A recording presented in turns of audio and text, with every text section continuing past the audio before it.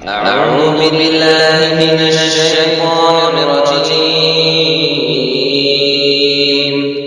بسم الله الرحمن الرحيم.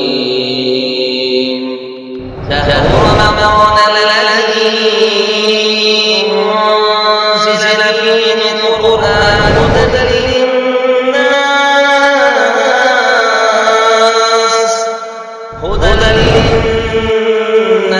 وبينات من الهدى والفرقان، فمن شهد منكم الشهر فليصم، ومن كان مريضا أو على سفر فعدة من أيام أخر. العالم هو ما आपका अमल कि आलिम वो है माँ आपका इल्म जिसका इल्म से उसे देते। अगर आलिम की आंखों में आंसू ना है वो आलिम नहीं। अल-आलिम हुआ माँ आपका इल्म, आलिम वो है कि उसका इल्म उसे रुला दे, अगर रो दे जो आलिम है, आलिम नहीं।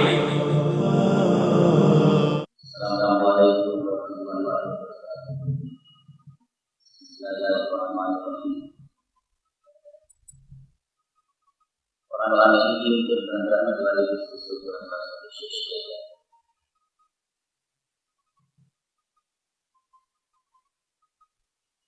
Surah kalimat ke-6 penyiar hari ini Moskow Surah berbicara kita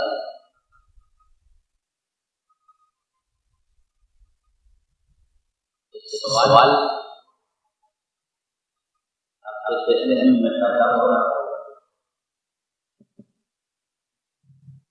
मान है चल है बनी इसराइल और बात इसरा और मेरा जम मतलब ये है कि मेरा की रात ही हो आपने मेरे मक़सद में तमाम राम की इमामत फरमाई और आप इमाम दिया बने हैं। तमाम दुनिया ने आप कुछ नहीं मानते, आप इमाम दिया के इमाम हो गए और इसका ये मतलब अब तमाम दुनिया शरीयत में मंसूख हो चुकी है, उनकी शरीयत पर अमल नहीं किया। क़यामत तक एक ही शरीयत को फॉलो किया जाएगा, एक ही शरीयत की तरफ और मनमनी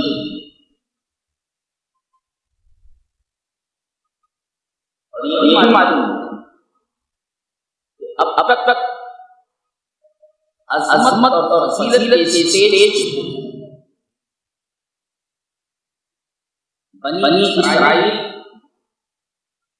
मौजूद, इसी राह को बनी इसराइल को फजीलत और अज़मत है इस स्टेज उतार दिया गया और मध्य को स्टेज लगा कर दिया।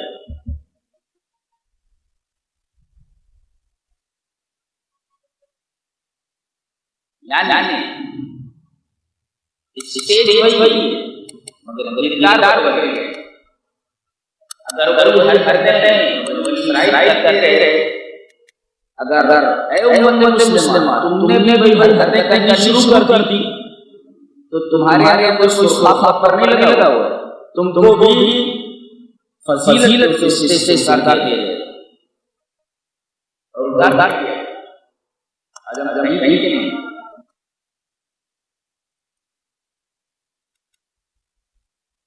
और एक बात मालूम हुई कि सूरह बनी इसराइल के आखिर में सजदा है। यहाँ मेराज एक सूरत और इसमें मेराज का बयान है, सूरह नजम, उसके आखिर में सजदा है। तो इस सूरह में भी मेराज का बयान है इसके आखिर में सजदा है, और सूरह नज्म में भी मेराज का बयान है, उसके आखिर में भी सजदा है। क्या मतलब है इसका?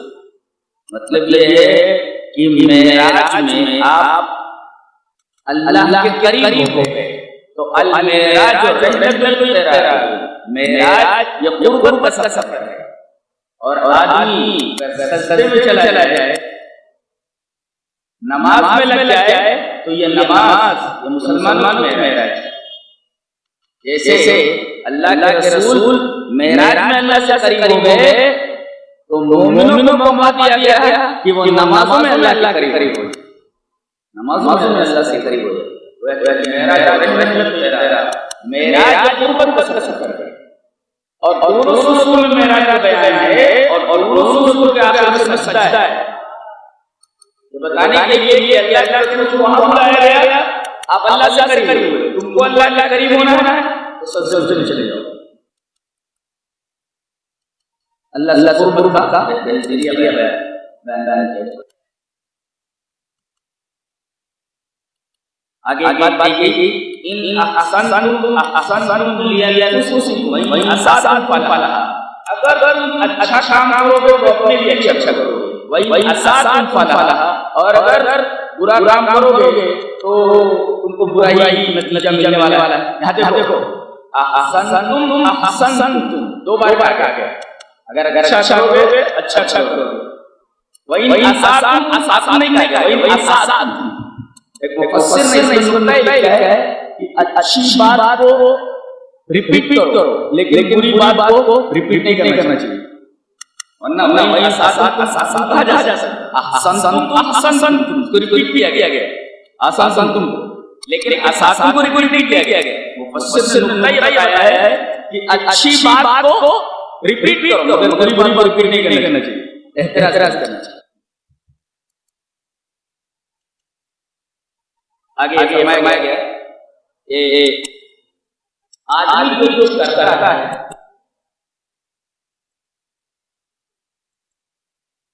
वो जो भी अमल करता है, हर अमल तायिर है। चिड़िया इब्न अब्बास रज़ियल्लाहु ताला अन्हुमा ने तायिर की तफसीर अमल से और अमल तायिर मतलब चिड़िया, और हमने हर इंसान के गले में उसका अमल लटका दिया, तायिर लटका दिया। यहाँ अमल तायिर क्यों कहा गया? चिड़िया जब उड़ गई, ऐसे ही आदमी ने कोई अमल कर लिया, लिहाजा आदमी को सोच समझ करके अमल करना चाहिए। इसलिए कि अमल तमाम से निकला हुआ तीर है, और बैठी हुई चिड़िया उड़ गई है, वैसा अमल है। उड़ गई, तीर कमान से निकल गया तो वापस नहीं आता, चिड़िया उड़ गई तो वापस नहीं आती। ऐसे ही अमल तायिर है, एक दफा आदमी से हो गया तो हो गया, अब वो वापस नहीं आता। लिहाजा आदमी सोच समझ के अमल करेगा, अच्छा कर रहा है कि बुरा कर रहा है। ये कमान से निकला हुआ तीर वापस नहीं आता, वो लिख लिया जाता है, या आप लिख लिया तमाम अमाल आपके लिख लिए और आपके गले में लटका दिया। उनुक माने गर्दन में लटका दिया। इसका मतलब यह है कि आदमी एक जानवर की तरह है, और अमल ने उसके गले में पट्टा डाल दिया।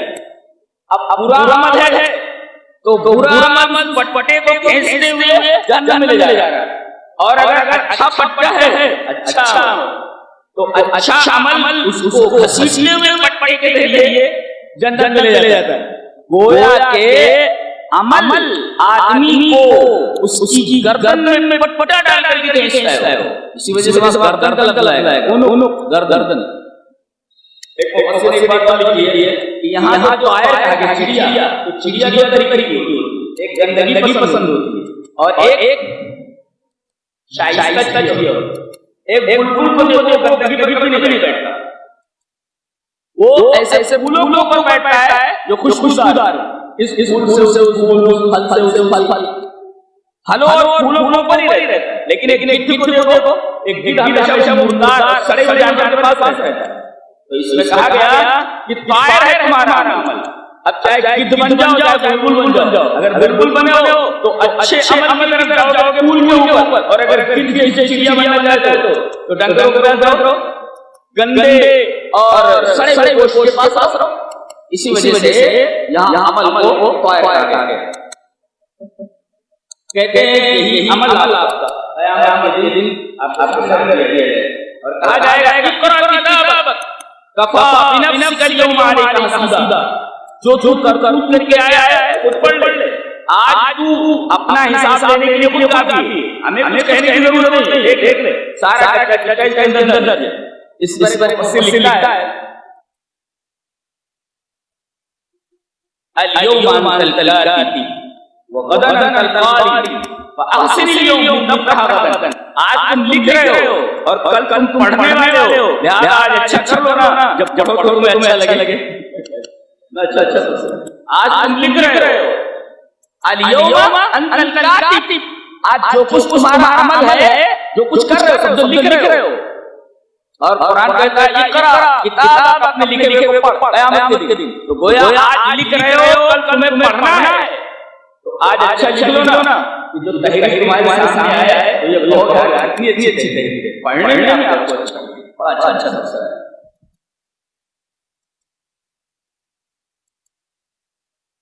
उसके बाद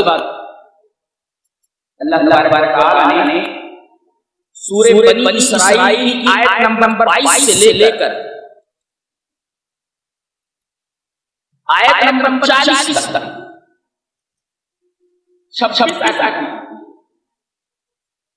आयत नंबर 22 से लेकर 40 तक 26 अहकाम बयान किए। 26 अहकाम बयान किए। और अच्छी बात यह है कि शुरुआत तौहीद से और इख्तिताम तौहीद से बीच में 26 अहकाम, शुरू तौहीद आखिर तौहीद और बीच में सारे अहकाम। उस पर एक मुफस्सिर करता है कि भाई 26 अहकाम बयान किए गए, शुरू में भी तौहीद और आखिर में भी तौहीद। क्या मतलब है? कहता है लिअन्नल अक़ीदत ला तनफ़अु अनिल अमल, इसलिए कि अक़ीदा अमल से अलग नहीं होता। अगर अमल को अक़ीदे से अलग कर लिया तो अमल को मानना नहीं। अमल के साथ अक़ीदा जुड़ा हुआ होना चाहिए। लिअन्नल अक़ीदत ला तनफ़अु अनिल अमल, अमल अक़ीदे से और अमल से, इस वजह से हर अमल से पहले तौहीद और आखिर इन अहकाम का अल्लाह ताला ने तौहीद को दिया। उसके बाद माँ बाप के साथ शुरू कर दिया। अपनी तौहीद के बाद माँ बाप के साथ शुरू का बयान इस बात की दलील है कि अल्लाह की तौहीद के बाद बंदों के हुकूक में सबसे अफजल और सबसे मुक़द्दम हुक्म माँ बाप का है। वालिदैन के साथ शुरू करो। इसमें एक बात है कि इम्मा यब्लुगन्ना इंदका, जब वो तुम्हारे पास पहुंच जाएं बुढ़ापे को, इंदका का मतलब तुम्हारे पास वसीला है कि इंदका का मतलब ये है कि माँ बाप को अपने साथ रखो, तब ना तुम्हारी आज़माइश होगी। वो कुछ ऐसी बात बोलेंगे तुम्हें बर्दाश्त करना है। जब पास रहेंगे नहीं तुम्हारी आज़माइश कैसे? जो तुम्हारे पास रही नहीं तुम्हारी आज़माइश कैसे? पास में रखोगे ना, तब अगर कोई ऐसी बात कह दे जो तुम्हें नागवार गुजरे तो उस पर तुम्हें सब्र करना है। आज़माइश यहाँ है, पास रखने में। अब तुमने दूर रख रखा तुम्हारी आज़माइश कैसे हुई? तो पास रखो ताकि तुम्हारी आज़माइश हो, आज़माइश में कितने कामयाब हो वो अल्लाह देख रहा है। अल्लाह देख रहा है। पास ही नहीं रहे तो आज़माइश कैसे हो? और एक और इंदका का मतलब बेटा कहीं चला गया, सर्विस करने के लिए बाहर चला गया, नौकरी करने के लिए दूसरे शहर में चला गया, माँ बाप दूसरे शहर में। इंदका क्या करके बताया गया कि बेटा जहाँ भी हो उसे ऐसा महसूस होना चाहिए हमारे घर में हमारे साथ बराबर फोन करता है, आप कैसे हैं। इंदका का मतलब ये है बेटा कहीं भी रहे ऐसा लगे कि उसके वालिदैन उसके पास, इस वजह से इंदका कहा गया। हमेशा ये एहसास हो कि तुम्हारे माँ बाप हमारे साथ हैं। और कहा आपको उनसे बदजुबानी नहीं करनी, ऐसी बात नहीं करनी जिससे उनके दिल को ठेस पहुंचे। और उनके लिए दुआ करते रहो। ये तो उसने शुरू करना ही है, साथ साथ दुआ कर रहा है। दुआ कैसी? वक़ुर रब्बि इरहम्हुमा कमा रब्बयानी सग़ीरा, ऐ मेरे रब मेरे माँ-बाप के ऊपर उसी तरह रहम जैसा कि मैं बचपन में था, छोटा था, उन्होंने मेरी परवरिश। एक मुफस्सिर ने इसरा किया है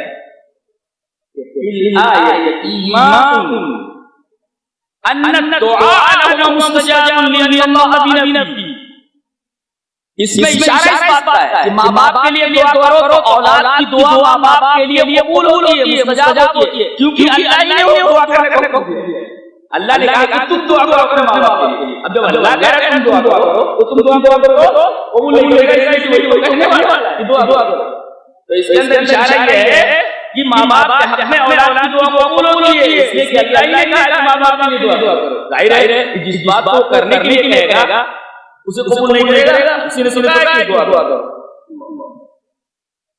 आगे बात यही कि ये जो ज़बान और हाल इसलिए मुंह से निकली ओठों चढ़ी मुहावरा है।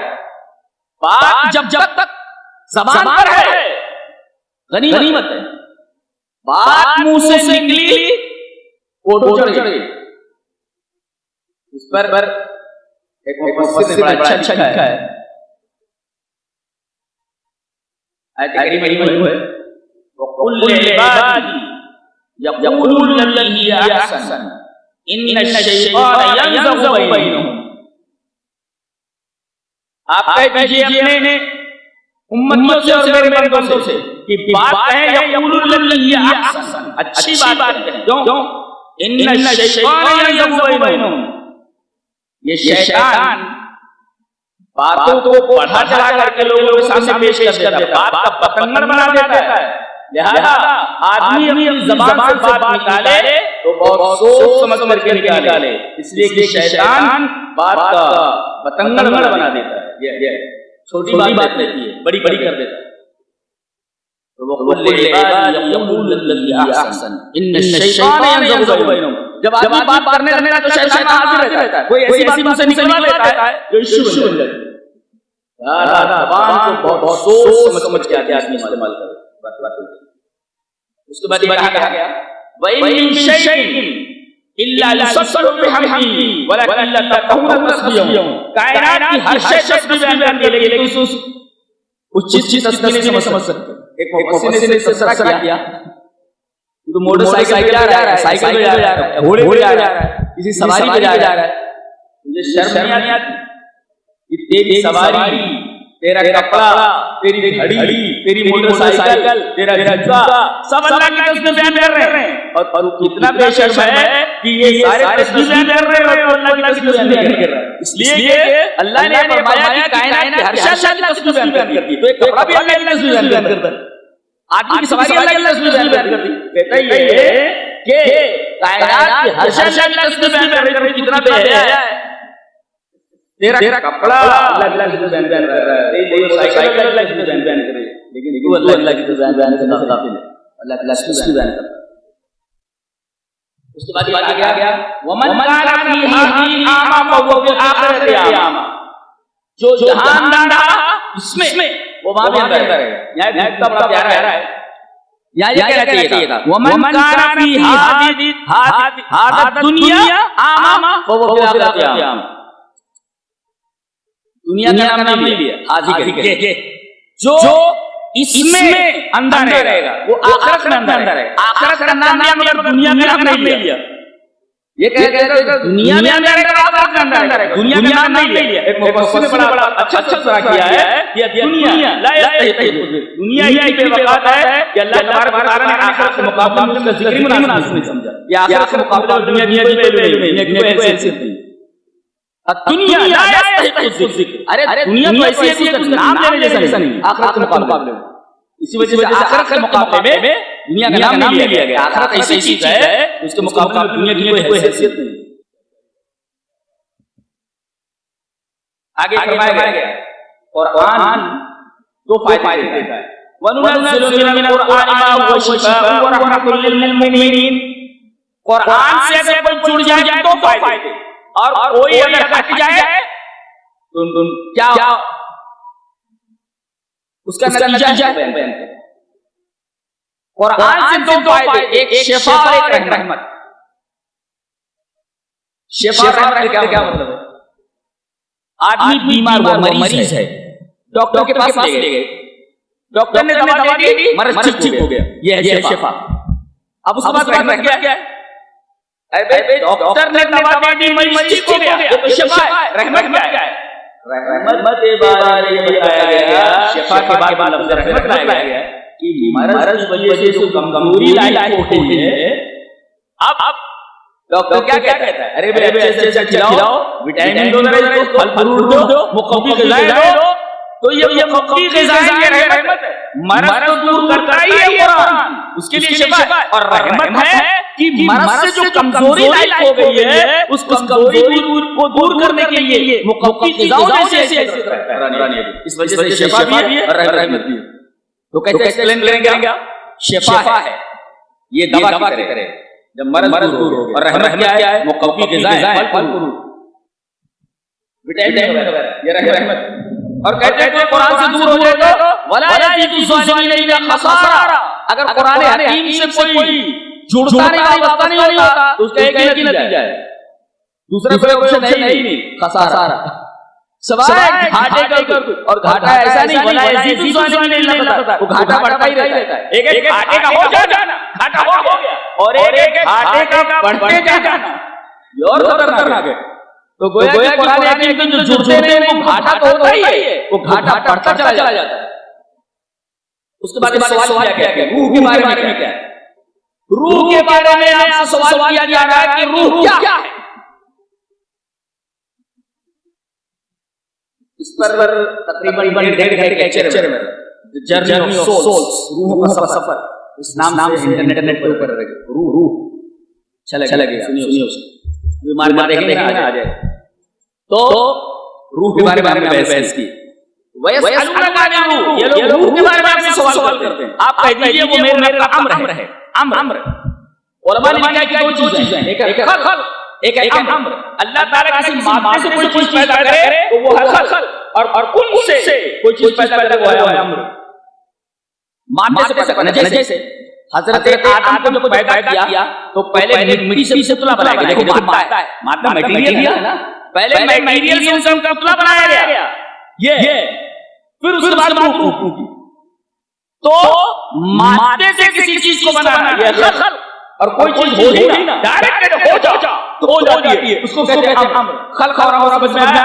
ये आगे पारे के अंदर अल्लाह ने फरमाया अला लहुल खल्क़ वल अम्र, उसी के लिए खल्क़ है, उसी के लिए अम्र है। वो मादे से किसी चीज को पैदा कर देता है, और चाहे तो कुन के जरिए मादा ना हो फिर भी कहते हो जा, वो चीज हो जाती है अगर मादे। अल्लाह, आज इंसान के अंदर मटेरियल ना हो कोई चीज नहीं बना सकता। अल्लाह ने फरमाया हम मटेरियल से किसी चीज को बनाते, मटेरियल मौजूद करके किसी चीज को बनाते, और बात चीजों को कहते हो जाती है। हम मादे के वजूद में बोला कि मादा हो तो वो चीज बने। आगे फरमाया गया तो गोया कि रूह जो है ना, ये अल्लाह तबारक व तआला का अम्र है, हो जा, हो गई, हो गई। ये अल्लाह तबारक व तआला का एक अम्र है, बहुत से अमरों में से एक अम्र है। उसके बाद एक बड़ी प्यारी बात कही गई, आलिम किसे बोलते हैं? आलिम। फरमाया गया इन्नल्लज़ीना उतुल इल्म मिन क़ब्लिही इज़ा युतला अलैहिम यख़िरूना लिल-अज़क़ानि सुज्जदा।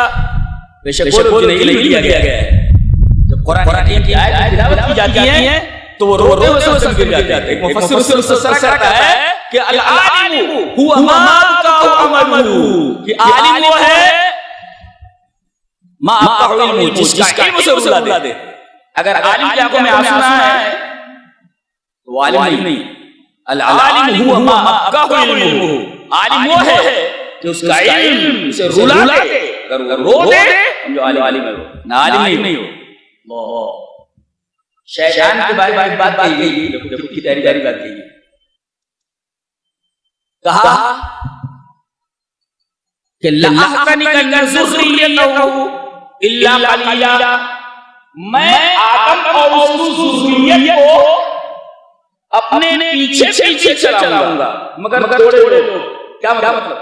एहतिनाम का मतलब होता है किसी को पीछे चलाना, पीछे पीछे आ। नुक्ता ये लिखता है कि फश्शैतानु ला यकफीहि मिनल इंसानि अल-इख्वा इन्नमा यस्आ लिल-इस्तिला। तर्जुमा हुआ कि शैतान मुक्तदी नहीं बनता, शैतान इमाम बनना चाहता है। मुक्तदी क्या होता है और इमाम आगे होता है। शैतान कभी भी मुक्तदी बनना पसंद नहीं करता, वो चाहता है कि मैं इमाम बन जाऊं। इमाम किधर जा रहा है? मुक्तदी नहीं जा रहा है, तो मैं इमाम बन जाऊं, जहन्नम में मुझे जाना है, तो मुक्तदी लोग जहन्नम में जाऊं। लाता नहीं करना। एहतिनाम मतलब होता है पीछे पीछे किसी को चलाना। तो मैं आदम और उसकी ज़ुर्रियत को पीछे चलाऊंगा, मैं इमाम बन जाऊंगा और आदम की औलाद को अपना मुक्तदी बना लूंगा, मुझे जहन्नम में जाना है, सबको लेकर के जाऊंगा। और बोला कि सारे लोगों को लेकर जाऊंगा इल्ला कलीलन, सवाए चंद लोग ये बच जाएंगे। एक बात बड़ी प्यारी थी, हमला कैसे कर रहे थे? वस्तफ़ज़िज़ मन इस्तताअ मिनहुम बिसौतिका वाजलिब अलैहिम बिखैलिका वरजिलिका वशारिकहुम फिल अमवालि वल औलादि वइदहुम वमा यइदहुम अश-शैतानु इल्ला गुरूरा। आ गया। और तू अपनी आवाज के जरिए उनको राह से हटा दे। फज़्ज़ाम मकानी का मतलब अज़ार हुआ। फज़्ज़ाम मकानी, फज़्ज़ से सही इज़ाज़ है। फज़्ज़ाम मकानी का अज़ार हुआ। यहाँ है चमचाओ। इसको यहाँ से हटा के यहाँ कर दिया, नीचे गिरा दिया। ठीक है यहाँ पर पहले यहाँ ठीक है, अब इसको नीचे गिरा दिया, अपनी जगह से हट गई। शैतान क्या करता है? जो जिस जगह पर है ना, उसको वहां से हटा कर नीचे गड्ढे में गिरा उसको कहते हैं इज़ाज़। फज़्ज़ाम मकानी अज़ार हुआ। अपनी आवाज के जरिए हम म्यूजिक। आज देखो गाने में लोग रिकॉर्ड बना रहे हैं, छोटे बच्चों को गाने तो उसमें डाल रखा है, डांस तो उसमें डाल रखा है, और बाकायदा एक फन है और इसे इबादत समझा जाता है। गाने को इबादत समझा जा रहा है। शैतान ने इतना दिमाग के अंदर गंदगी डाल दी है कि एक बेकार चीज को इबादत समझा जाता है। सौत की आवाज को, मौसीकी को, म्यूजिक को, सारी चीजें सौत में आ गई। ये शैतान का बहुत बड़ा हरकत है। आज आपके छोटे बच्चों को डांस में डाल रहे हैं। इसी तरीके से गाने सिखाने के लिए बाकायदा क्लासेस हैं, उसमें डालते हैं और बड़ी तवज्जो उनको सर्च की जाती है, काफी पैसा खर्च किया जाता है। देखो सौत आवाज के जरिए मैं गुमराह करूंगा, हटा दूंगा। ये आदमी यहाँ है, अच्छा है, अब इसको आवाज के जरिए, म्यूजिक के जरिए, गानों के जरिए इसको राह से हटा दूं। अच्छा, वाजिब अलैहि बिखैलिका वरजिलिका, सवार लेकर हमला हो जा। घोड़ों के जरिए पैदल, ये घोड़ा पैदल लाया गया। बताया गया अगर कोई आदमी पैदल से गुनाह की जगह में जाता है तो वो शैतान की सवारी है, और अगर कोई सवारी के ऊपर जाता है गुनाह की जगह पर तो समझो कि वो शैतान का सवार है। ये शैतान का पियादा है, शैतान का सवार है। अगर गुनाह की जगह पर पैदल जा रहा है तो ये शैतान का सवार है, और अगर सवारी पर जा रहा है तब भी गुनाह की जगह पर जा रहा है, शैतान का सवार है। शैतान का सवार है। वो शारिकुहुम फिल अमवालि वल औलाद, अरे इनके मालों में वो शरीक हो जाता हूं, शरीक हो जाता हूं इनके मालों में और औलाद। माल में शरीक होने का क्या मतलब? हराम तरीके से माल को हासिल करना, या हलाल माल है उसमें हराम माल मिला देना, शरीक हो जाता है मालों के अंदर। आदमी को हलाल रोजी से हटा करके हराम रोजी में लगा देता है। ये अमवाल में शरीक होने का मतलब है। और औलाद का मतलब ये है कि उसकी हर जायज और नाजायज ख्वाहिश पूरी करके गलत रास्ते को डाल देते हैं, बजाय इसके कि बच्चे को जिम्मेदार बनाएं। हम उसकी हर जायज और नाजायज बातें पूरी करके उसे गलत रूट पर डाल देते हैं। इनको ये जो बच्चे हैं बड़ी बड़ी गाड़ियां दे दी जाती हैं और बाप के पैसे से मजे करते रहते हैं। अरे जरा बाप के पैसे को हटा करके जरा खुद कमा कर ऐश कैसे बताओ। तो मैं ये कहता हूं इनको एक टूटी मोटरसाइकिल दे दी जाए जो जगह जगह बंद हो जाए। इनको मोटरसाइकिल तो टूटी हुई जो जगह जगह बंद हो जाए, जगह जगह इसको बनाएं, देखें, जिंदगी के तजुर्बा हासिल करें। इनको कारें मत दो, टूटी हुई मोटरसाइकिल दो, ताकि जिंदगी में जिम्मेदार बन सके। तकलीफ क्या होती है, पैसा कैसे कमाया जाए, इनको मालूम होना चाहिए। नहीं तो अगर तुम्हारी जिंदगी नहीं रही तो दे दे बाबा अल्लाह के नाम भीख मांगते फिरेंगे। कहते हैं कि आखिरी बादशाह जफर उसकी औलाद में से बेटों में से दिल्ली की गलियों में भीख मांगते हैं। भाई हिंदुस्तान का बादशाह उसके बेटे भीख मांगते नजर आए। तो बच्चों को जिम्मेदार बनाओ। वो शारिकुम फिल अमवाल वल औलाद, औलाद में शरीक होने का क्या मतलब है? औलाद की हर जायज और नाजायज ख्वाहिशात को पूरी करके उसे निकम्मा बना देना, काम चोर बना देना, नल्ला बना देना, ये सारी चीजें शारिक फिल अमवाल वल औलाद में काम चोर बनाओ, मेहनत करवाओ, पसीना गिरे बदन से और टूटी मोटी साइकिल दे दो उनको। जिम्मेदार बने। इस्लाम ये चाहता है कि नबी करीम सल्लल्लाहु अलैहि वसल्लम हर उम्मती जिम्मेदारी एक जिम्मेदार है। उसके बाद सूरह कहफ शुरू होती है। सूरह कहफ के अंदर आप देखेंगे कुरान से शुरू है और कुरान पर खत्म। और अजीब बात ये भी है, सूरह बनी इस्राइल में कुरान से शुरू, कुरान पर खत्म। इन्ना हज़ल कुरान यहदी लिल्लती हिय अक़वम, सूरह बनी इस्राइल शुरू में, और वबिल हक़्क़ि अंज़लनाहु वबिल हक़्क़ि नज़ल आखिर में। गोया कि कुरान से शुरू, कुरान पर खत्म। याज़मत कुरान और फज़ीलत कुरान है। और ये भी देखो सूरह कहफ की कुरान से शुरू होकर कुरान पर खत्म है। अल्हम्दुलिल्लाहिल्लज़ी अंज़ला अला अब्दी, अल्लाह तबारक व तआला ने अपने बंदे के ऊपर ये किताब नाज़िल फरमाई। और आखिर में कुल लौ काना बहरु मिदादन लिकलिमाति रब्बी लनफ़दल बहरु हवला ला तनफ़दु कलिमातु रब्बी वलौ जीना बिमिस्लिही मददा। वहां भी कुरान एक तो कुरान एक शुरू होकर कुरान एक पर खत्म। क्यों? इसलिए कि सूरह कहफ में चार फितनों का जिक्र है। इल्म का फितना, दुनिया का फितना, इल्म का फितना, माल का फितना, इक़्तिदार का फितना और दुनिया का फितना। हर एक को देख लेते। तीन का फितना साबिक़ है। साबिक़ है चंद नौजवान थे जो बस भाग निकले। बस मंजर क्या एक बादशाह है ओकियानोस, जिसे रूमी ज़बान में ईसीएस कहा जाता है। ईसीएस रूमी ज़बान का नाम है ओकियानोस, रूमी ज़बान में ईसीएस। ये जब रोमा के तख्त पर मुतमक्किन हुआ, रोमा के तख्त पर बैठा तो इसको ईसाइयत से बहुत ज्यादा चिढ़ थी। उस वक्त सारे इस्लाम के मानने वाले लोग, तब इस्लाम नहीं आया था उनसे, नबी सल्लल्लाहु अलैहि वसल्लम की बेइज्जत नहीं। ये पहला बादशाह है जिसने मसीहियत को, ईसाइयत को बेखौफों से उठाकर फेंकने का तहैया कर लिया था। ये पहला बादशाह है कि ईसाइयत दुनिया में नहीं चाहिए। ये एक दफा एफेसस नाम की बस्ती है, उस तरफ से गुजरा और ईसाइयों को पकड़ शुरू की। उसमें ये नौजवान जो कुछ थे 7 या 8 वो पकड़ लिए गए। एफेसस नाम की बस्ती, और वहां जब पकड़ शुरू हुई ईसाई तो ये बच्चे भी पकड़ने आ गए। उसके बाद कहा गया कि अगर तुम अपना दीन बदलने के लिए तैयार हो तो ठीक है, वरना तुमको खत दिया जाए। सोच लो। अभी ना सोचने के लिए छोड़ दिया गया, कोने में भाग गए, सारे भाग गए।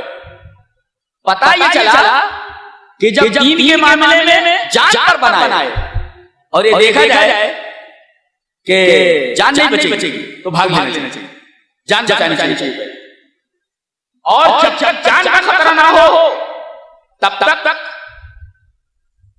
उम्मत को छोड़ करके, लोगों को छोड़ करके नहीं भागना चाहिए। लोग अगर गलती करें तो आप तबसरा करके मत भागिए, आप उनके दरमियान रहिए। नबी करीम सल्लल्लाहु अलैहि वसल्लम देखिए फकत लबिस्तु फीकुम उम्रन मिन क़ब्ली, आपने मक्का वालों के दरमियान पूरी उम्र गुजारी, 40 साल गुजारे आपने उनके दरमियान, और उसके बाद भी आगे नबूवत के बाद भी 10 साल गुजारे आपने काफिर के दरमियान। आप वहां से हटे नहीं, और असहाब सब आगे आगे आप ने बयान किया था। उसमें तीन ग्रुप हो गए, एक चुप हो गया था, एक नाफरमान था, और एक बराबर उनको टोकने वाला था। भागा नहीं, अरे ये बात मान ही नहीं रहे, इनको छोड़ भाग जाओ, नहीं इनके दरमियान आओ, वो कभी भी सुधर सकते हैं। लिहाजा मुस्लिम को चाहिए कि जो लोग नाफरमानी कर रहे हैं उनसे अपना रब और ताल्लुक न काटें, बल्कि उनके दरमियान रहकर उनकी इस्लाह, वो कभी भी पलट सकते हैं, कभी भी इस्लाह हो सकती है। तो खाली तबसरा करके कि ये आदमी गलत है, उसको ऐसा नहीं करना चाहिए, ऐसा कर रहा है लिहाजा हम उसको छोड़ जा रहे हैं, ये तबसरा और ये बात बिल्कुल गलत है। आप उनके दरमियान रह करके उनकी गलत बातों को ऊपर तनकीद कीजिए कि आप ये बात सही नहीं, आप इस्लाह कर लीजिए, इस्लाह कीजिए। आखिर तक वो तीन जो लोग थे, तीन ग्रुप, उसमें जो नाजी ग्रुप है, समझाने वाला ग्रुप था, आखिर दम तक उनके ऊपर अज़ाब आ भी गया, तब तक वो लोग उस बस्ती के अंदर मौजूद रहे, छोड़े नहीं बस्ती को। लिहाजा तबसरा करके किसी की गलती के ऊपर भाग जाना छोड़ करके ये गलत है, उनके दरमियान रह करके उनकी इस्लाह चाहिए। अल्लाह कभी भी उनको तौफीक दे सकता है तो पीछे तरफ पलट आए, भाग पड़े। आ गया था कि सोच समझ कर बताओ, और एक गार था, उस गार के अंदर छुप गए। कहते हैं बड़े गार एक छोटा होता है, ये बड़ा गार के अंदर था, और उस गार के अंदर कछुआ खुली जगह, तो ये बड़े गार से छोटे गार में गए, और वहां पर शादा जगह थी, वहीं गए, और वहीं पर अल्लाह तबारक व तआला ने सुला दिया। और ये कुत्ता जो था ये बाहर गार के ऐसे हाथों को फैलाए हुए वो वहीं पर हो गया, उसको भी नींद तारी कर दी। 300 साल तक शमशी एतबार से, कब्री एतबार से 309 साल तक सोते रहे, और ये कुत्ता भी वहां सोता रहा। कुत्ते के ऊपर एक बड़ा अजीब तबसरा किया है।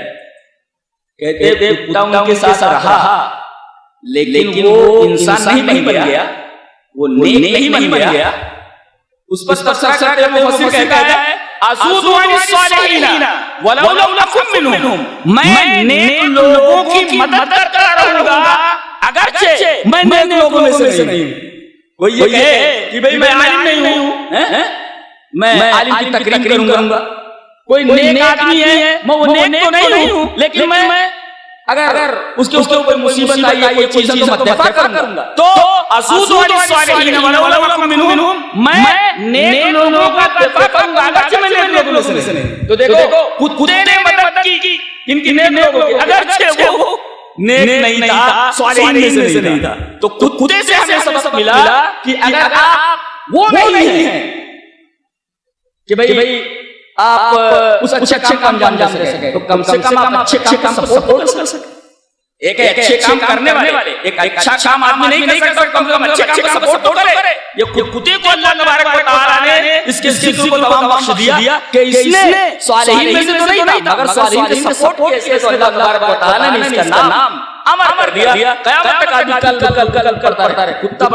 कुत्ता नजीस जानवर है, अगर वो बर्तन में मुंह डाल जब तक सात बार बोला जाए बर्बाद नहीं होता। लेकिन अगर काफ लाम कल बूम पड़ा, कल बूम काफ लाम बे मीम, कितनी मिली? काफ पर 10, लाम पर 10, बे पर 10, ए पर 10, मीम पर 10, कल बूम में आपको 50 नहीं कैसे मिल गई? कल आप कह दीजिए ये 3 हुरूफ हैं, 30 में क्या मिल गई?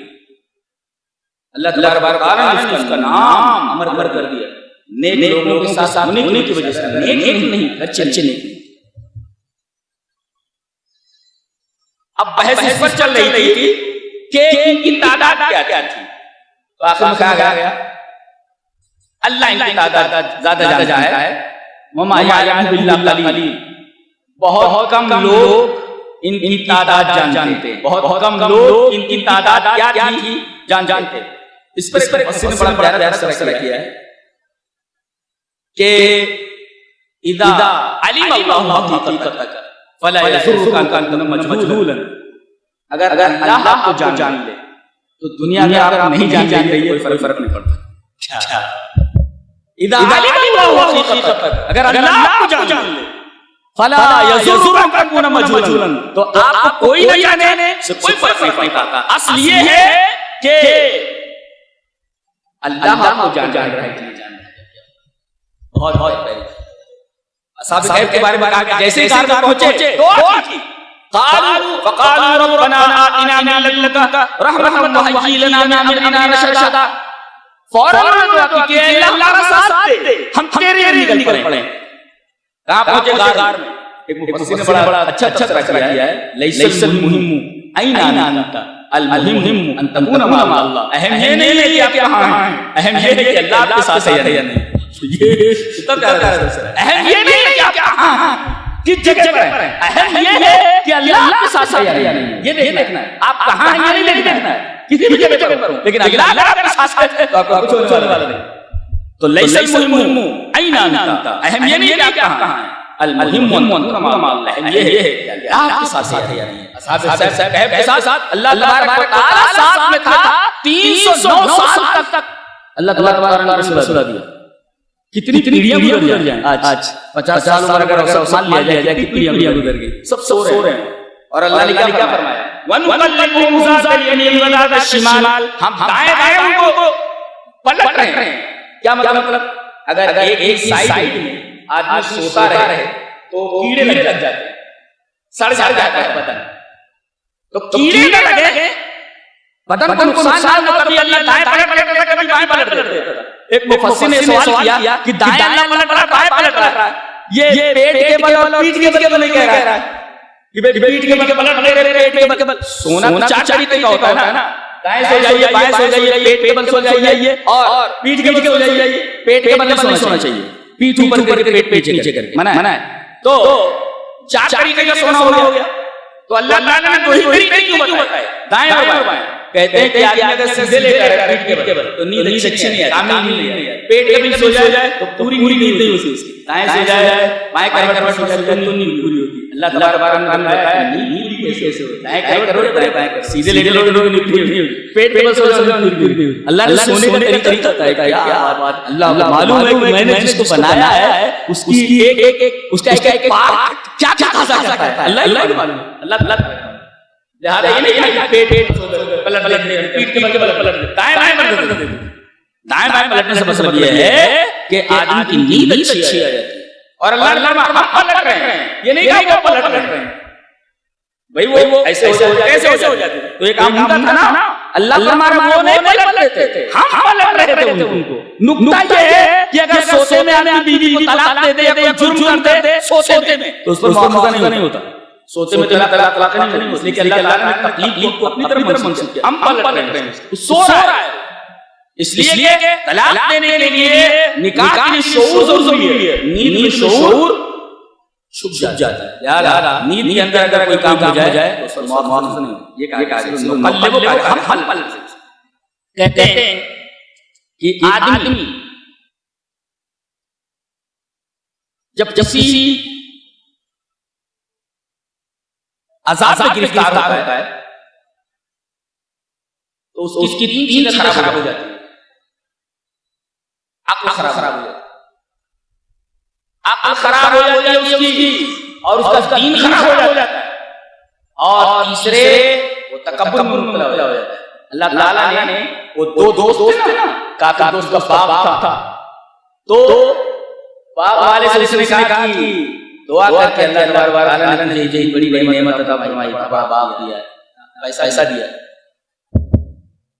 कहने लगा मैं नहीं पहन, इसमें अल्लाह कहां से आया।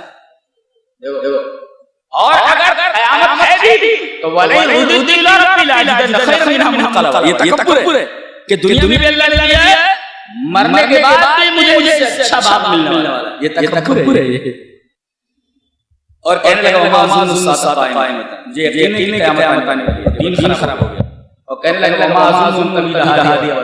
मैं यकीन करता हूँ बाप कभी हलाक नहीं होगा। अरे बाप कैसे हलाक नहीं होगा, अक्ल इसकी खराब हो गई, दीन खराब हो गया, तकब्बुर में मुब्तला हो गया। देखो अल्लाह तबारक व तआला किसी को बर्बाद करना चाहता है ना, तो ये चीज डाल देता है उसके अंदर। उसकी आंखें खराब हो जाती है, मत मारी जाती है, जिसको बोलते हैं, जिसको तबाह करना होता है उसकी मत मारी जाती है, सोचने समझने की सलाहियत खराब हो जाती है, मत मारी जाती है, सोचने समझने की सलाहियत खराब हो जाती है और बर्बाद हो जाती है।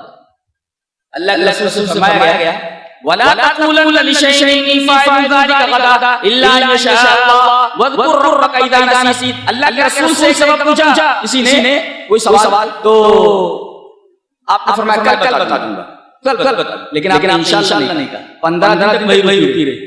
इसका मतलब ये है कि आप सच्चे नहीं हैं और आप जो बात कहते हैं वो अल्लाह की तरफ से कहते हैं, नहीं तो आप फौरन जवाब देते थे, ये क्यों कहते थे, कल जवाब दूंगा, और 15 दिन तक वही नहीं आई। इसका मतलब ये है पैगंबर को भी बोलना है इंशाअल्लाह, अगर अल्लाह ने चाहा तो कल बता दूंगा, अल्लाह ने चाहा तो कल बता दूंगा। 15 दिन तक वही रुकी रही, इंशाअल्लाह नहीं कहा, और आप इंशाअल्लाह कहना भूल गए, आगे बताया जाए वज़कुर रब्बका इज़ा नसीत, आप अपने रब का जिक्र कीजिए अगर आपको निस्यान हो गया, भूल जाए। इस पर तैमिया रहमतुल्लाह अलैह का एक बड़ा जानदार कौल है, हज़रत फरमाते हैं क्या कौल है कि इन्नहु लयक़िफ़ु खातिरी फी मसअलतिन फ़अस्तग़फ़िरुल्लाह अल्फ़ मर्रतिन हत्ता यहल्लाहु अलैहि। कहते हैं जब किसी मसले में मेरा ज़हन भटक जाता है, इन्नहु लयक़िफ़ु खातिरी फी मसअलतिन, किसी मसले में मेरा ज़हन भटक जाता है कि मसला क्या है, तो मैं 1000 मरतबा इस्तिग़फ़ार करता हूं, यहां तक कि अल्लाह तबारक व तआला उस मसले का जवाब मेरे ऊपर वाज़ेह कर देता है। अल्लाह, इसका मतलब है कि भूलो तो अल्लाह तबारक व तआला का जिक्र करो, वज़कुर रब्बका इज़ा नसीत, जब भूल जाओ तो अल्लाह को याद करो। देखो किसी मसले में मैं फंस जाता हूं तो अल्लाह का जिक्र करता हूं, इस्तिग़फ़ार करता हूं, मसला वाज़ेह हो जाता है। बेहतरीन तरीका होता है कि अगर भूलने की बीमारी है तो अल्लाह को कसरत से आप दिमाग तेज हो जाता है। पूछते हैं शेख आपका दिमाग कैसा, क्या खाते हैं आप, बादाम खाते हैं, मैं कुछ नहीं खाता हूं मैं, वो अल्लाह तबारक व तआला की आता है अल्लाह तबारक व तआला। ये तुम्हारे लिए उसका बताया गया, कहते हैं ध्यान देना है, ज़हन देना रहता नहीं, खा करके बैठ हो गया, क्या ध्यान में रहेगा, हैं जरा मेहनत कर, पढ़ाई कर अच्छी तरीके से, खा करके सोने से थोड़ी एग्जामिनेशन पेपर हल हो जाएंगे, मेहनत कर, जरा बदन को गला, पसीना गिरा थोड़ा, बैल कहीं का, तो अब जो है वज़कुर रब्बका इज़ा नसीत, अगर आपको भूलने की बीमारी है तो एक नुस्खा बताया गया कि अल्लाह का जिक्र कसरत से करो, आपका दिमाग तेज हो जाएगा। अल्लाह का दिमाग अल्लाह तबारक व तआला, अगर अपने दिमाग को तेज करना तो क्या करो, इस्तिग़फ़ार ज़्यादा करो, अल्लाह का जिक्र ज़्यादा करो, तुम्हारा दिमाग तेज हो जाएगा। खाने के बारे में नहीं पूछता, और ये बारे में दिमाग में नहीं चलता। हमारे एक साहब हैं आईएएस की तैयारी कर रहे हैं, कोई कहते रहते वो सारी चीजें दिमाग में ले लेते, तो मैंने कहा नमाज की अच्छी नहीं कर भाई, खाली किताब पढ़ने में थोड़ी देर में रहे। वज़कुर रब्बका इज़ा नसीत, अगर तुम भूल जाओ, इससे बीमारी हो जाए तो तुम अल्लाह तबारक व तआला को अच्छी तरीके से करो, उसका जिक्र करो। तैमिया ने कहा 1000 मरतबा मैं इस्तिग़फ़ार करता हूं। उसके बाद माल और बेटे दो का जिक्र है, उससे पहले नहीं है। इन्नमा मसलुल हयातिद दुनिया कमा अंज़लना, दुनिया में किसी पानी की तरह, वो ज़िक्रुल्लाह में लिखा है कि दुनिया पानी की तरह है। 10 वजह है उसके अंदर में, 10 वजह है, एक दो वजह बयान कर देता हूं। दुनिया पानी की तरह है, अगर पानी में आप दाखिल हो तो भीगे बगैर नहीं रह सकते, है ना, भीग जाएंगे, पानी में गए तो भीग जाएंगे, ऐसे दुनिया में घुसे इतनों से नहीं रह सकते। जो दुनिया में घुसा फितने के अंदर पड़ा ही नाज़िम है, वो जितना आगे दुनिया में गया उतना में मुब्तला हुआ। आदमी पानी में घुसा भीगे ना, वही नहीं सकता। ऐसे दुनिया में घुसा फितने से महफूज नहीं रहा, ये ज़ाब्ता है। और इसी तरीके से पानी को करार नहीं रहता, देखो कभी ऐसा नहीं बिल्कुल सुकून साइलेंट हो, हिलता रहता, मुस्तरिद रहता है। ऐसे ही दुनिया इसके पास है, किसी शायर ने कहा कि नलायक कुव्वत ऐश बादिल बरे, नलायक कुव्वत ऐश बादिल बरे, कि हर काम का आदत वो शौहर है, कि ऐसे महब से दिल लगाना, ऐसी लड़की से दिल लगाना अच्छा नहीं, जिसका हर रोज एक शौहर हो, हर रात एक शोर हो, लड़की अच्छा चली है, इस लड़की की तरह है, हर रात शोर चाहती है। नालायक वो गैश बातिल बरे कि हर बामला दस वो शोर है कि हर रात का एक शोर हो। इस लड़की अच्छी नहीं होती, ये दुनिया ऐसी है, किसी के साथ नहीं रही है। कैसे कैसे लोगों को पीछे छोड़ कर आ गई है, अब हमारे साथ मुसलसल थे। बड़े बड़े बादशाह जो चल चलते थे, हटो बच्चों की आवाजें आ रही थी। आज वहां जहां वो रहते थे सांप बिच्छू रहते हैं वहां, किन को छोड़ करके अब इधर आ गई है, हमारे सर पे सवार है। हमें इबरत लेनी चाहिए कैसे कैसे लोगों के साथ आई है और हर एक के साथ बेवफाई करके आ गई है। उसी के साथ चिंते हुए इन्नमा मसल हयात दुनिया कमाइन, दुनिया की मिसाल पानी की तरह है, मिसाल कैसी। उसके बाद कहा है अल माल वल बन ज़ीनतुल हयात दुनिया, ये माल और बेटे ये दुनिया की जिंदगी की ज़ीनत है। और कुरान शुरू में कहा गया दुनिया ज़ीनत है, और ज़ीनत को वइन्ना लजाइलून मा अलैहा सईदन जुरूजा, जुरूज कहते हैं अल अर्ज़ लज़ी ला नबात फीहा है, ऐसी जमीन को कहते हैं जिसके अंदर घास फूस न हो। ये बहुत ज़ीनत वाली दुनिया है। एक दिन हम इस पूरी कायनात को, इस खूबसूरत दुनिया को शक्ल मैदान बना देंगे। जैसे जमीन के ऊपर कोई घास ना हो, ऐसे पूरी जमीन को चटियल बना देंगे। यानी ये दुनिया पूरी रौनक, पूरे जमाल, पूरे हुस्न और पूरी खूबसूरती, पूरी ब्यूटी के साथ एकदम फना हो जाने वाली है। ज्यादा दुनिया से दिल मत लगाओ, आ गया अल माल वल बनून ज़ीनतुल हयात दुनिया, दुनिया की ज़ीनत है, अच्छी लगती है देखने में। बैकग्राउंड कुछ भी नहीं, कुछ भी नहीं। मुफस्सिर का माल पहले बनून बाद में, माल और बनून का रब्त क्या है? बोले माल से नफा है और बेटों से दफा है। माल से नफा है और बेटों से दफा है। माल से आपको नफा पहुंचता है और बेटे जब कोई आपको कुछ बोलता है तो दफा करने के लिए आ जाए, बोलना। तो माल में नफा और बेटों में दफा। बेटों को पहले डालना, माल पहले कमाया, बेटे पहले डालना। कहते हैं बेटों से ज्यादा माल से मोहब्बत करता है। कहते हैं बेटों से ऊंचा जाता है, माल से नहीं होता। तो इसी वजह से माल पहले लाएगा। बेटों से ऊंचा गया कितने? अरे साहब तो तकरीबन 18 बच्चे, 18 बच्चे, इसको 18 बच्चे 100 रुपए से बोले हमेशा जो और इसकी मामा भी हमेशा जो बच्चे होते। तो 18 बच्चे उसको कहते हैं शाम में बुलाना पड़ता था। ई कतर 1 2 3 4 5 सब गिन के अंदर लेते।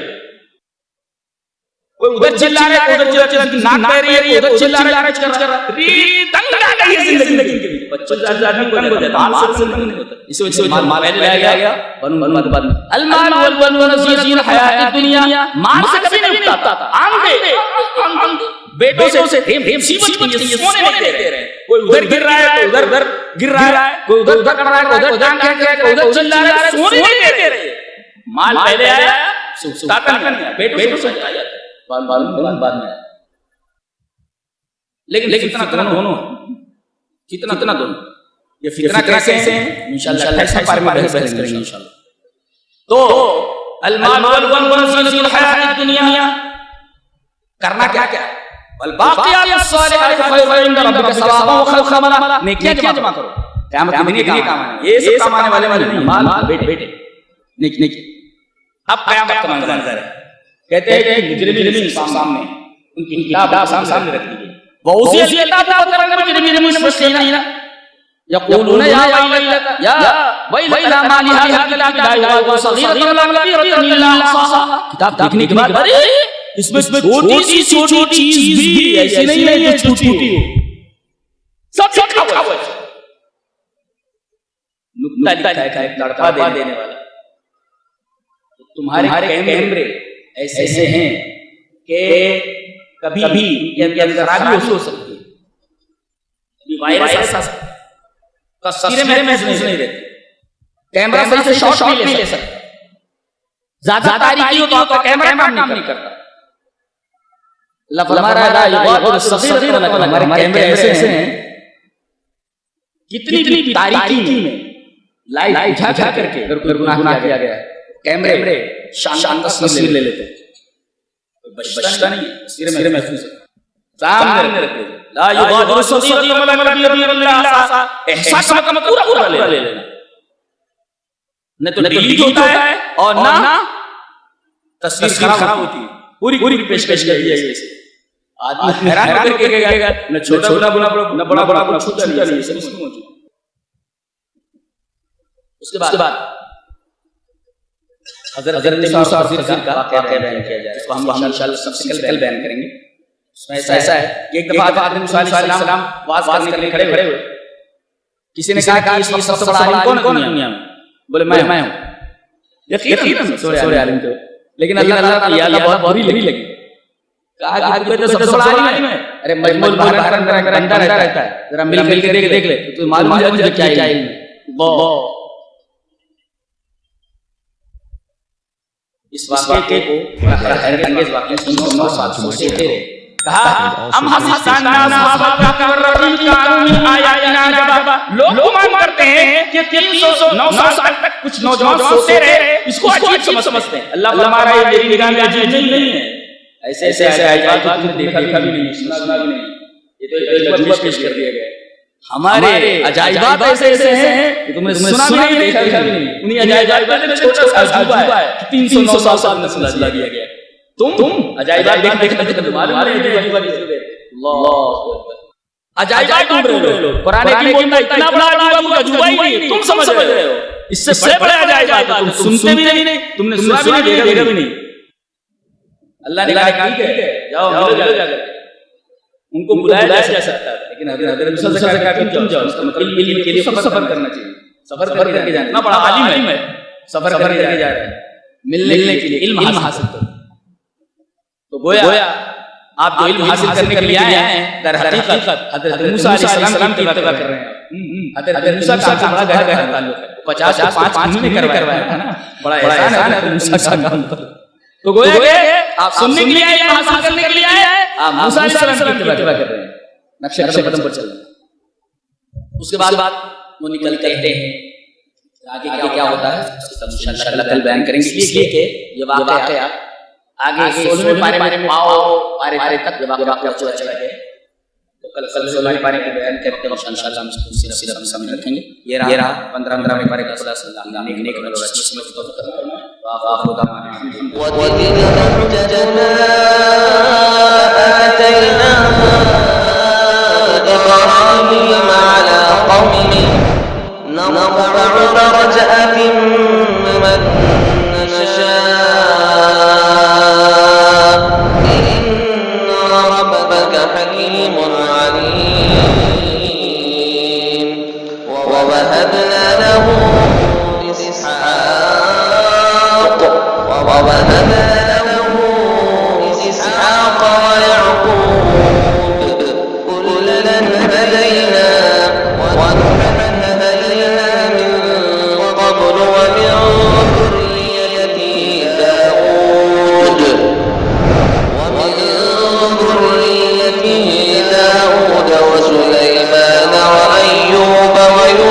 وموسى وهارون